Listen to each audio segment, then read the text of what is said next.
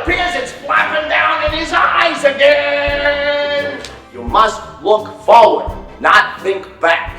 They call him the Big Six and they pay him $10,000 a year to throw a baseball. I wouldn't give him a big 6 cents for his hideous act. Do you ever sit and ponder, sit and wonder, sit and think why we're here and what this life is all about? So you're bringing a one-man show with a no-name actor about a baseball player that nobody has any idea or remembers. And you're bringing baseball into the theater. Well, good luck. This should be good. When you hit the cards under the table, when you dug from the bottom of the deck, when the trademark was the gumshoes, say you don't. You can learn very little from a victory, but you can learn everything from defeat.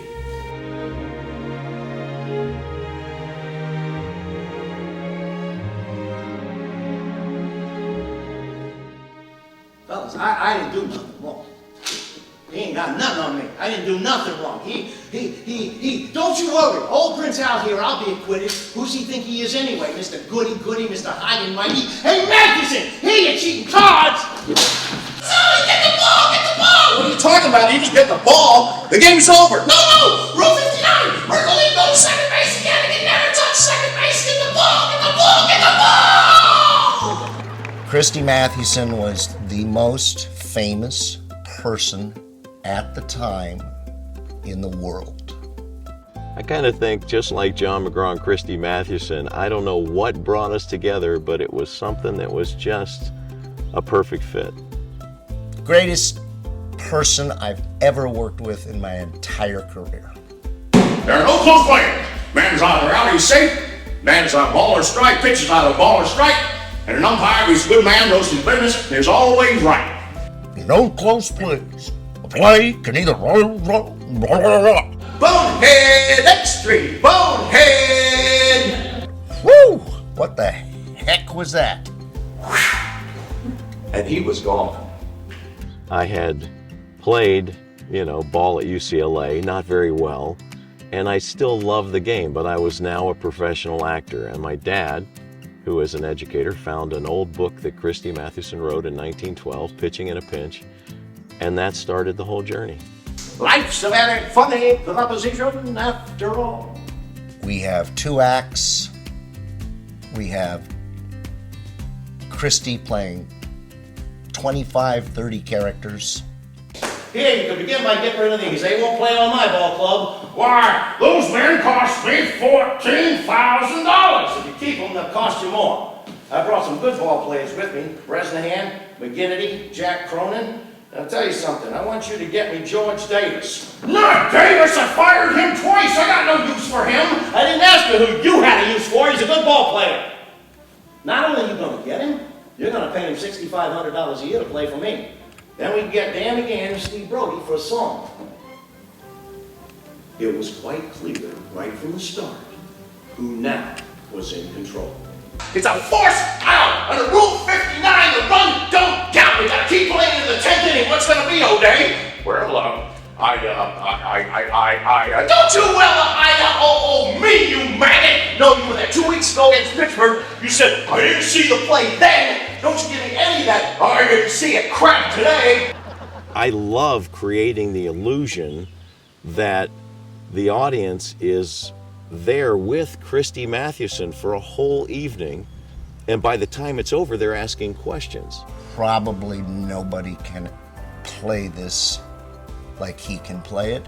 Now, if they could, the script would have to close that portion because he takes questions and answers as Christy Mathewson, and as I think he said, he's not been stumped in 30 years. When Arthur Bugs Raymond sat down at the lunch counter one day, the waiter recognized him and said, "Hey, Bugs, how do you throw your famous spitball?" "Well, I'll show you," said Raymond. And he walked over to the pool table. He picked up a snooker ball, wet 2 fingers, kicked his leg high into the air, and hurled that sphere through the front plate glass window.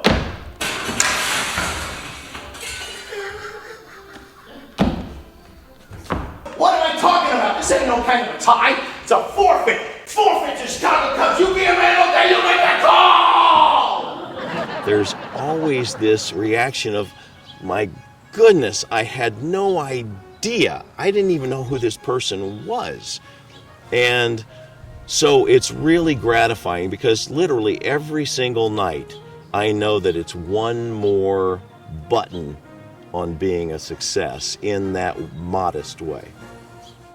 Hank O'Day ruled that even though he had not seen the play in question, Fred Merkle was indeed out at second base as a result of the forced play.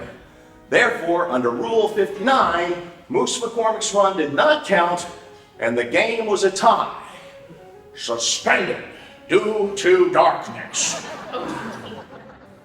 It is a heartfelt tale about this life on a baseball platform. And it's those people who get dragged, let's say, by their husband or wife to the theater and they didn't want to go. Those are the folks that I find after the show want to stay around and let you know because they enjoyed it even more than anybody else. It was the largest crowd in history to ever attempt to see any event. There were 250,000 people outside the park during the game. It's about a real hero who considers himself not a hero, a real good human being. After it's over, and I've done it for 1,500 people, and I've done it for literally two people in the audience.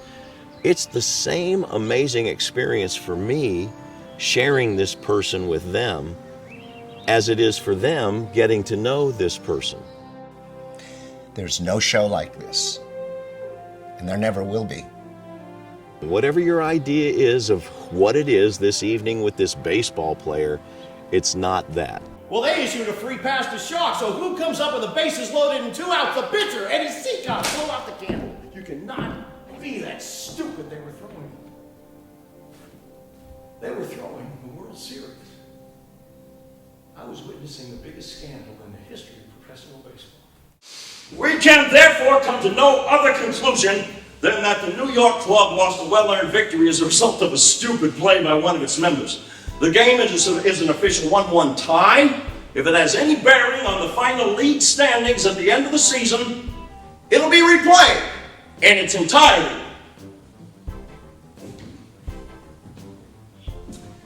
We ended the season in a tie for first place with the Chicago Cubs. As NPR quoted, a top 10 play. Clive Barnes, a perfect pitch. Do not miss this show. This is a guy who made or broke every show on Broadway for 50 years. And he said he had never seen anything like it in his days in the theater. And that was pretty special. I'll tell you what you can do. You can take me out to the ball game.